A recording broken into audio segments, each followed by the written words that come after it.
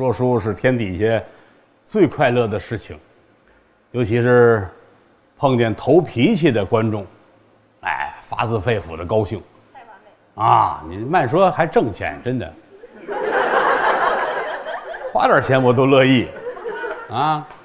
尤其是好多朋友，别看戴着口罩，我也认识你们啊，因为好多人经常在棚里边伴随我一块儿成长啊。那会儿你们还都是小姑娘、小小子呢哈，你看看你们现在一个个的样儿，这一晃在棚里边说书也说了好多年了。其实这种传播的方式还是很好的。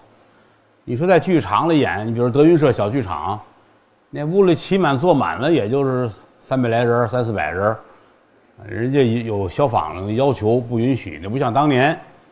当年你看天桥德云社那屋能坐700-800人，啊，那什么年头了是吧？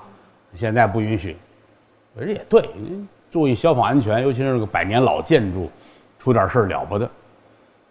大的剧场吧，您像北京什么北展呐、什么这类的，2-3千人也不是不能说，我也说过，但是你说跟那儿连着干些天，一天说3钟头，不老合适的啊。就是这个状态是最好啊。通过现在这个网络呀，各种媒体呀，能传播的远一些。您住的云南，住的贵州，怎么能跑到北京听我说书来呢？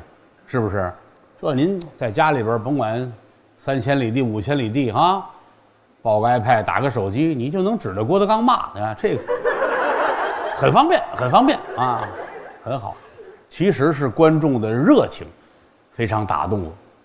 这些年来，我总结了一下，我其实就是在跟人打交道的过程当中，逐渐的成长。因为什么呢？你要是老在家门口，天天见这6个人，这一辈子也就这样了。你看我们这行呢，从小走南闯北，为什么说不爱旅游？就是因为这个。打小10几岁哪儿都去，到现在，一说谁旅游去，我老觉得这怎么了？这是啊，这工作性质不一样吗？啊，当然了，你出去确实见的朋友也多，也挺可乐的。我老想就是把这些乱七八糟事儿啊、好玩的事儿都记下来啊。你包括我们周边这些位助理、工作人员，包括出门遇见各种演出方，满处这个奇闻异事，那个比说相声还好玩。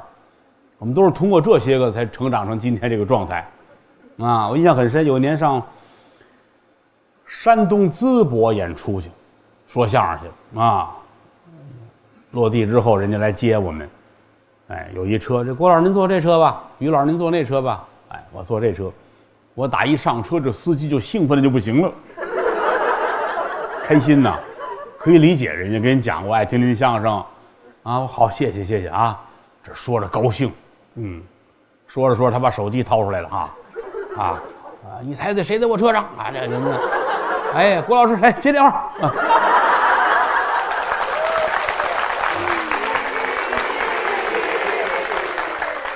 接电话吧，他家里孩子啊，跟孩子说几句啊，他们拿回去就打这是我舅舅。打机场到酒店，我嗓子都快哑了。我这一道上，我接了他8个电话，啊，就到酒店他还恋恋不舍了呢啊，那意思还有好多人没来得及跟您通话。我说还会有机会的，会有机会的，会有机会的啊，这印象特别深啊。还有一回也是出演出去，住某个酒店，咱别说哪儿了吧啊，住酒店也是，我刚到房间里，时间不长，酒店的电话就响了，前台，我是这个我们这儿的大堂经理，啊，有一件紧急的事情需要向您汇报。我说这有什么可紧急的？我也不是什么领导，这来说相声的，就得跟您面谈，情况紧急。我以为怎么了？您快来吧啊！一打开门啊。大堂经理带着6个人，我们得跟您照相。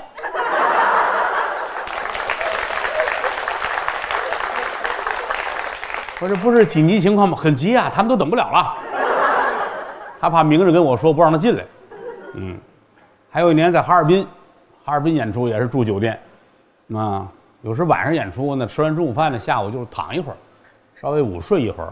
我就记得那天睡里迷迷糊糊，突然间一激灵，人这个第六感觉是很灵的啊！一睁眼，就床头里边站着10多个工作人员，就是酒店的工作人员啊，我都认识，都穿着制服呢。也是大堂经理带着一帮人啊，郭老师太喜欢你了，照相吧。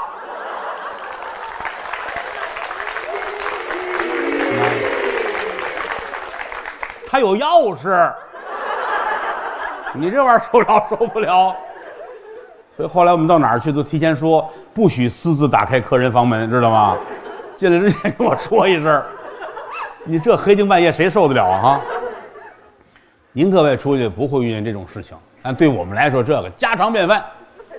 真的，这个人上100，形形色色，你走遍天下，什么事情都会有，也挺好玩的。这其实是个学习的过程。那个最近净唱戏了，挺开心啊。你们有没有人看过我唱戏啊？有。我要批评你们啊！支持国粹，支持京剧，不要看郭德纲唱戏，你得看着那么多名家大家，你别净看我啊！我前些日唱戏还挺热闹，我在邯郸唱戏有一天，好家伙啊！因为什么在邯郸唱场戏呢？它是有原因的，不是有人说赞助啊，这什么话这叫？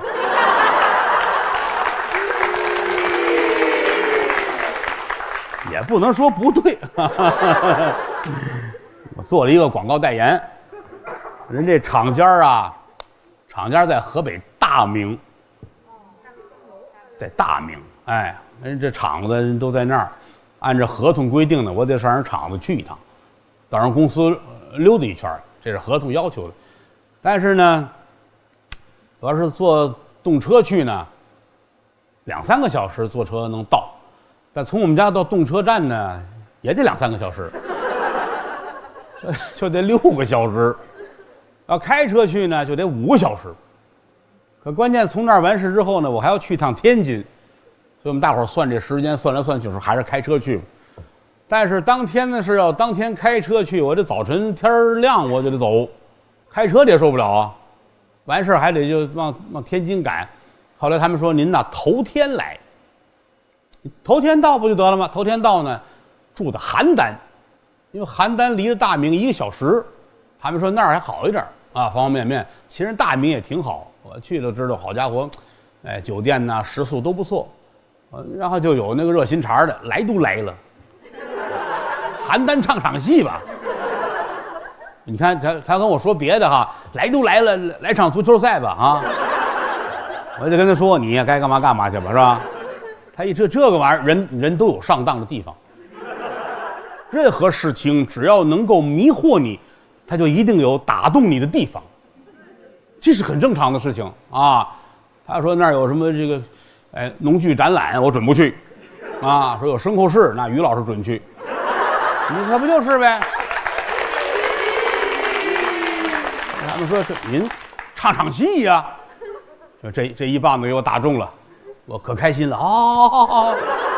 这么着，人就给安排说唱场戏，在邯郸找了剧场，一开票呢，噌楞一下子就都卖完了，一切都很顺利。我做代言这厂子，人家是做面粉的，人家也挺捧，都到家门口了。郭老师唱戏，我们也得支持支持吧。人家出了一盒一盒的挂面，只要是来看戏的啊，完事临走，一人领一盒挂面。他们一拿大卡车拉挂面的，我心说坏了，这得给自媒体找多大事儿。果不其然，唱完了我看就出来了，郭德纲唱戏送挂面。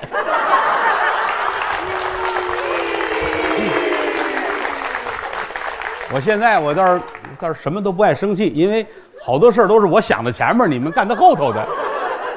啊，得了，谁有错谁也没错，谁也没错。你说人家这么捧我，啊，白白的还搭2车挂面，我能说人家不对吗？人家好意啊，哥们儿交情嘛。人观众花钱捧我了，有错吗？没错。拿一挂面走，人也没错，哪儿都没错，自媒体也没错。自媒体是个工作。你看，你只要一看，哎呦，郭德纲卖不出票去，必须送挂面，你一看这，你觉得呵这个，第一种你是看完之后觉得可乐，我得点开看看；第二种你看完生气；第三种这个你就点看吧，对不对？那这么说谁错？那就是我错了呗。谁让你会唱戏的呢？是不是？谁让你有这个瘾的呢？我老说这话，谁都不容易啊。走一对联啊，他哪怕他骂我一句，我也得想，他准是心里不痛快，不定因为什么。得了，不重要啊。人得这么想，要不然天天较劲，那还活得了是吧？这回录这三国呀，我也是没想到，怎么会答应录这么一个呢？你这录个什么三侠五义啊，哈，录个什么大王庄闹狐狸，这都简单之极。录一这玩意儿，他齁累，比什么都累。有一天跟平台的负责人一块吃饭，啊，还上我那儿吃饭去。酒席宴前越说越开心，跟您合作，做这个做那个，什么叫综艺节目，哪叫真人秀？您后边什么戏我们也投资啊，聊得很开心。我就说到评书这儿了。其实我对评书我还是有情怀的，但是我很少提，因为情怀是藏在心里的，拿出来就是诈骗。你记住我这话没错。谁要一跟你说哈，我要在我们村门口种3万棵树，然后一边说着一边流眼泪啊，你就直接问他用多少钱就行。啊，可不嘛，情怀是自己的事情啊。我爱评书，我爱唱大鼓，我爱唱戏，我如何。但我拿这个是跟别人说，撺掇你把房卖了，支持我的情怀，那不就害人吗？所以这个东西只要拿出来，就是有问题的。但是对这个玩意儿，我是真是有情怀。我打小，我7岁先学的评书，9岁学相声，到了80年代末又唱这几年戏啊。我老说我是废物，我就会这3样，这都是实话。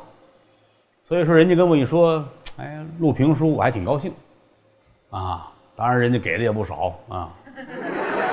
其实他们也糊涂，他给少点我也干啊。又坏了，说出来了。但是好在呢，他这一气儿签了4部书啊，4部书。那个优酷这跟我聊啊，说很希望您头一套书就先说三国。他说完这之后，我真没想到。一般来说不会说这个啊，他要我说个什么神话故事啊，闹妖精闹鬼啊，侠义的还有情可原。哎，当时我说我没想到，我说你们有文化啊，能想到这个说三国啊，我说挺好，我说应该把三国再整理一下。每位说书的先生说三国都不一样，出发点不一样，解剖的手法不一样，这个书纯粹是卖艺人。有的书有的故事吧，其实搁在谁身上都一样，但唯独三国是不一样，他骗不了人。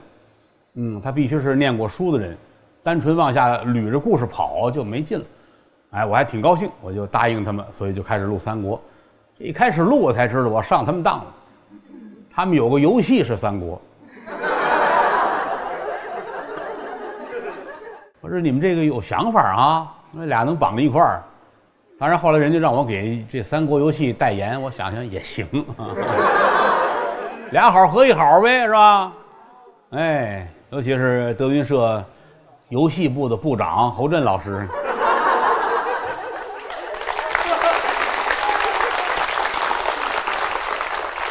他这游戏叫《三国志战略版》，有人玩过吗？呵，罢了，你们好好玩啊！玩这个你们就是支持我啊！哎，反正侯震现在天天就这出了，《三国志战略版》。我想象中玩游戏还是我们小时候那个，拿个这么一玩意儿插着电视啊，那滴嘟滴嘟滴嘟就那个玩意儿，咱也不懂那各式各样的什么打个坦克啊，什么打个小人啊，我以为就是那个玩意儿了。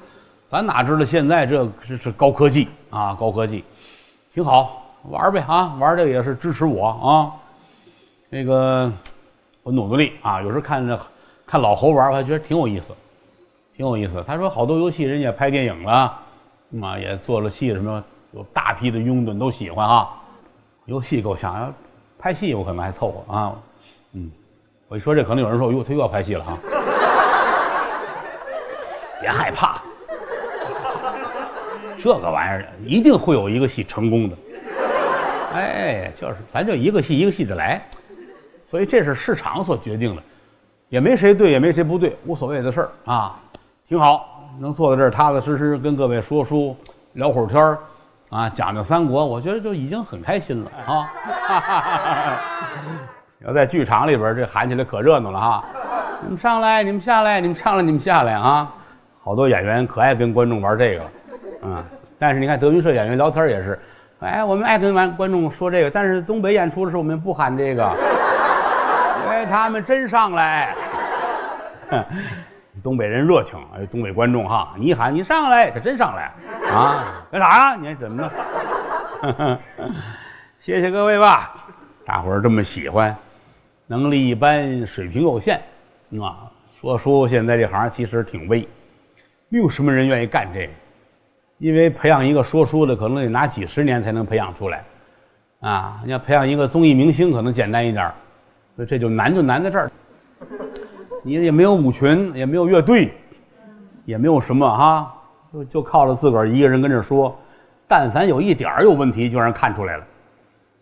你观众都有手机，你说哪儿他一觉得不对，夸夸一搜不对，没法弄，不像清末民初那会儿那会儿怎么说怎么对所以现在这行确实是不好干那个他也不像做节目，我现在做节目也不太像原来似的。当年20、30岁的时候做节目还行，现在做节目不爱干，岁数可能也大了，聊天的也不爱聊了。因为有的时候你看之前做过访谈节目，做了好几年，聊天过程当中就感觉出来，有的时候都是演员过来嘛，宣传戏来呀或者怎么样，聊天的过程当中他说的我也听不懂，我说的他也不明白，你说怎么办这玩意儿但是存在就有它的道理，没办法，也都不容易。我现在特别了解每一个人，谁都不容易，挺好当然我做节目我就唯一有一个避讳，就是比如嘉宾老演员吧，比如说老太太们，我有时候就稍微的谨慎一点，就是知名的女演员，比如这个50、60岁往上的，我有时候就特别谨慎因为好多时候都是因为这个有问题。咱不是说歧视谁，每个人活法不一样，就是每个人的思维他有时候他未必在一个频道上。所以说这个后来我跟他们说，我说你们请这个老太太来的时候，你们一定要小心，都问好了，净这个。还有一回也是一个老太太也别说老太太吧，没有60来岁吧后台聊天后场也没有话，我得找一个话茬，要不太尴尬了我说我看网上您画画画的也不错他噌就站起来了，我是个天才。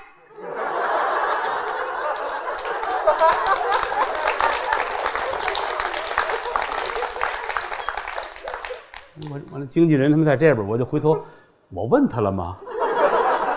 这不就是客气客气吗？你这怎么弄这？所以后来我跟他们开玩笑，我说就你这种老艺术家，我说你们请的时候一定得问清楚了，要不别弄得回来不愉快。我说仗着我还能应付这个但是也挺好，也没有说人家不对的意思，一个人一个活法呗，是吧？那比如今天您各位坐着听书，这不也是个活法吗？好。你别看戴口罩了，他也得闹。来这儿的目的就是起哄来地。好，谢谢你们的坦诚真敢承认好吧。看见你们各位我就挺高兴的，能说书这是一个多么愉快的事情。我也没有什么大的追求，就跟刚才这定场诗似的，为人好比一张弓终朝每日逞英雄，有朝一日功贤断，荣华富贵一场空，可不就是那样呗。古往今来，有钱有势有名有利的人那个无数到现在让您提，您也未必想得起几个来，过去也就过去了，不重要，开心是最要紧的。你看有的时候他们说这说书好玩吗？好玩。唱戏好玩吗？好玩说相声的，反正说相声差点说相声就不如说书乐趣大你说相声的这俩人还这一个人这句想说什么说什么，不用顾及别人。当然了，艺术种类是不一样的。您要不干我们这行，你绝不会理解。你包括捧哏，你们老看于老师站台上，就好像我挤兑他似的。你问于老师说：“那您逗哏干不干？”他不干。别人不理解，这是图什么虚的呢？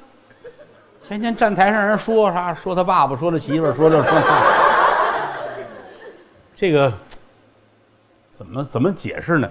您比如说看科学家，天天戴眼镜儿，哇，做什么这个实验那个实验，要咱们去不了。你看人家也高兴着呢，这很正常，就是咱不理解。说相声这也是如此。我小时候捧哏出身，我在桌子里边站10年，谁站在外边谁说我呀？郭德纲他爸爸怎么着？郭德纲他媳妇儿怎么着？就你就应的这活儿。京剧你说唱小生的那主儿，唱到90岁上了台，他也是大伙儿的儿子。你应的是这活儿，挣的是这个钱，对不对啊？所以说这就没有办法，您也不用替于老师委屈啊，他分钱的时候高兴着呢。啊，你让他站在外边，他不愿意，他乐意来这个，就这种快乐，就是你不在这个角度，你啊理解不了，挺好。这，反正我现在就这样，我瞧什么都可乐，啊，我不像我10几岁的时候，10几岁那会儿，所谓的刚出道吧，也没有饭辙，也没有前途，看谁都像烙饼，你怎么办呢？你得活着呀。所以说当年脾气也不好，小的时候，哎，那到现在了，这个我已经是一个年近半百的老人了啊，所以说好多事儿就，没有像原来那么较真儿，就瞧什么都可乐。现在，啊，当然我身边也一帮可乐的人，侯爷侯震，我师弟侯震，啊，相声世家，你们要看看侯爷幕后的生活，你就觉得人生很美好，真的。不争名不夺利，不贪财不好色，啊，就是俩爱好，一个就是吃饭，一个是玩。你看这也是一辈子呀，对吗？你包括我就做这节目时候，优酷啊撺掇我说三国，是因为他们有个游戏叫三国，三国志战略版，啊，他们是从侯震打开的这个缺口。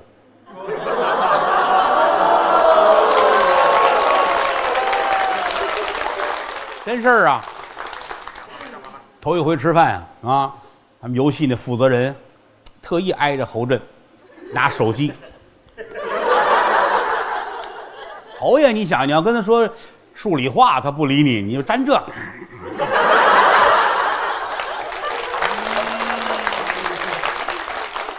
玩上瘾了。刚才这在休息间出来，您台上您多说两句那个《三国志战略版》啊。啊，因为他给人家拍了一个广告代言，你们知道哈？你就这玩意儿吃谁像谁，讲理不讲理？那你就天天看他，这就可乐，啊，你就包括我们跟前这几个助理，我老说，我说就德云社就这一堆助理，咱就够出本书的了。哎，你看于老师有一助理啊，孩子现在也不干了，换工作了，当初也是不爱说话，你看着倍儿稳当。有一回于老师带着人上沈阳。忙完之后说逛一逛花鸟鱼虫市场，于老师最爱小动物嘛，大伙儿就劝这帽子得往下压，口罩弄严实点，尤其冬天大围脖围好了，几个人护着他，为什么呢？就怕给人添乱。你看这个，有的时候我们同行说相声的朋友们，有的人出去怕人不认识，我们有这样的，一出去走到街上，啊，上赶着跟观众照相，把观众吓坏了都。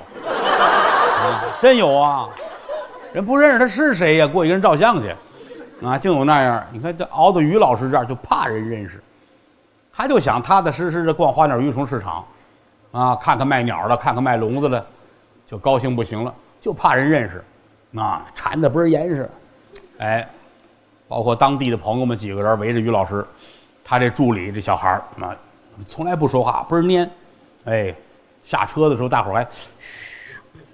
注意啊，注意！这于老师这一低头，领子立起来往前走，这孩子2步上前面去了，都躲开，于谦老师来了。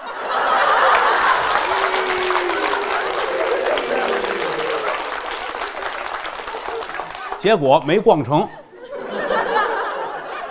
于老师转身就上车了，恨了一天呐，啊，白做这些个防护了，啊，当年有一助理，我们管他叫大侠。叫大侠是因为人家他家里边好几辈儿练武术的，啊，最起码有3辈儿到现在还在电影电视圈里边做武术指导、武术导演。大侠跟了我好几年。大侠河北人，在北京住哪儿呢？住北京有一个地儿叫草桥。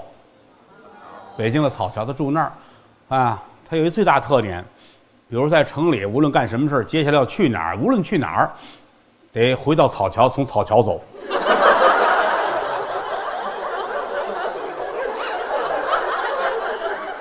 别处不认识。